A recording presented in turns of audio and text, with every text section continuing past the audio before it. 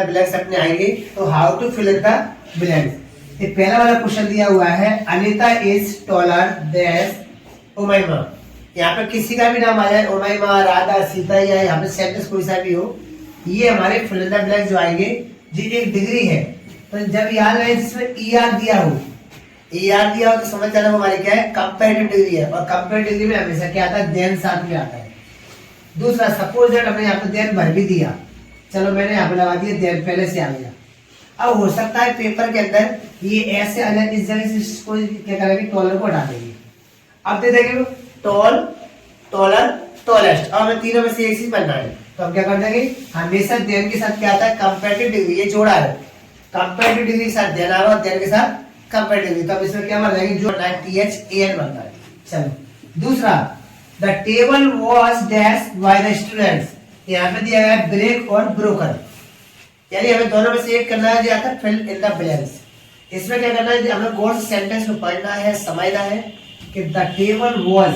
अब यहाँ पे दिया गया बाय, इससे हमें ये पता चला कि एक जो मैंने आपको प्रिपरेशन कराए थे, बाय, विद, फ्रॉम। जब कोई काम किसी सजीव के द्वारा किया जाता है, सजीव से मतलब किसी इंसान के द्वारा कोई काम किया जाता है, उसमें क्या लगाते हैं, बाय। जैसे आप एक सेंटेंस देखें, ही इज बीटन डैश मी। यहाँ पे देखो मी लिखा हुआ है, आई का ऑब्जेक्ट मी होता है, ही का हिम होता है, सी का हर होता है, ठीक है। दूसरा यहाँ पे दिया हुआ है same question, he is beaten dash stick. लेकिन यहाँ पे एक इंसान की बात की गई है, यहाँ पे एक लकड़ी की बात की गई है, यानी कोई भी वस्तु। जब कोई काम किसी वस्तु के द्वारा होता है तो उसमें क्या लगाते हैं, विद, और कोई सजीव के द्वारा होता है उसमें लगाते हैं बाय। तो हमें ये याद रखना है कि बाय हम कब लाएंगे, जब कोई काम किसी सजीव के द्वारा हो। जैसे ही इज बीटन, तो तीनों में से क्या आ जाएगा, बाय। अगर मान लो एक सेंटेंस मैंने दे दिया, ही इज बीटन डैश राज। तो यहाँ पे जो लड़का है, लड़के का नाम आ सकता है, लड़की का नाम आ सकता है, किसी सजीव के द्वारा काम हुआ तो हमें इसमें क्या लगा है, बाय। अब यहाँ पे तीन फिल इन द ब्लैंक्स दिए, कितने भी आया, 2 हो, 4 हो, 10 हो, हमें तो ध्यान रखना है कि यहाँ पे बाय कब लगा है, क्योंकि यहाँ पे सजीव रहती है। अगर इस तरह आता है, ही इज बीटन स्टिक आ गया, या कोई एड एप्पल चॉप्स, सेब के पीस किए गए, डैश नाइफ। अब चाकू दिया गया है, तो कोई सा भी हथियार होगा इंस्ट्रूमेंट, उसमें क्या लगाएंगे, विद लगाएंगे, ध्यान रखना। तो यहाँ पे तो एक हथियार है, तो उसमें क्या है, विद। साथ में एक ऑप्शन है फ्रॉम। फ्रॉम हम कब लगाते हैं, जैसे इसमें दिया है सजीव के द्वारा बाय, विद, इसके साथ सजीव के द्वारा क्या लगेगा, बाय, और विद लगेगा औजार के साथ, इंस्ट्रूमेंट। लेकिन फ्रॉम कब लगेगा, जब कोई चीज एक जगह से दूसरी जगह हमारी जाती है, यानी पृथक्करण के लिए। जैसे एक सेंटेंस मैंने यहाँ बोला,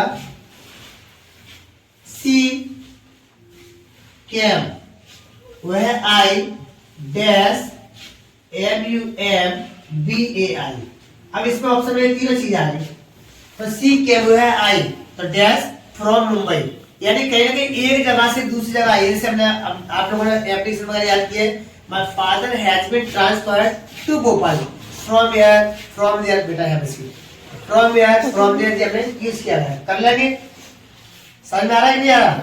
चलो तीसरे, इसके बाद देखो हमने ये कर लिया। अभी हम दिया टेक एन अम्ब्रेला, यानी एक छाता ले लो, take an umbrella dash it dash rain any time, यानी कभी भी पानी बरस सकता है, आप क्या कर लो, एक छाता ले लो। इसमें अक्सर कौन सा आता है, अगर दिया गया तो हमें क्या बनना है, मे, क्योंकि एक संभावना की बात चले। मैंने आपको कैन और मे का प्रयोग भी कराया है। जब कोई कैपेसिटी एबिलिटी पावर होता है उस जगह कैन का प्रयोग करते हैं, और मे का प्रयोग करते हैं संभावना का। ज्यादातर पेपर में कौन सा आता है, ये आ गया, या इसके अलावा पेपर में आ सकता है it dash rain today, it dash rain today. अब इसमें क्या जाएगा, मे और कैन।